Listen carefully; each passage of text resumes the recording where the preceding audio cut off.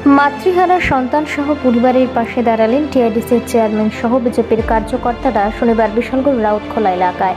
জানা গেছে, গত শুক্রবারে রাউতখোলাস্থিত নিজ বাড়িতে ক্যান্সারে আক্রান্ত হয়ে মৃত্যু হয় বিশালগড় বিজেপি যুব মোর্চার কার্যকর্তা জয় সাহার মা বকুল সাহার।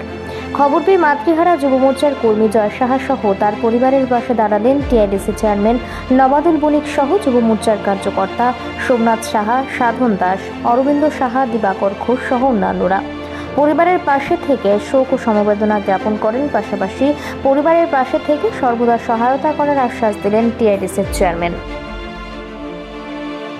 আজকে এই বাড়িতে যে আসলাম, এই বাড়ি আমাদের ভারতীয় জনতা পার্টির কার্যকর্তা, একনিষ্ঠ কার্যকর্তা দীপজয়। ওর মা কিছুদিন আগে আমাদের এই পৃথিবী ছেড়ে ত্যাগ করেছে, অসুস্থতা ছিল এবং ও আমাদের খুবই একনিষ্ঠ কার্যকর্তা ছিল। তো ওর পরিবারের সাথে সমবেদনা জানানোর জন্য আজকে আসা, এবং আমি যতটুকু জানি এখানে এসে শুনলাম ওর বাবারও শরীর খারাপ।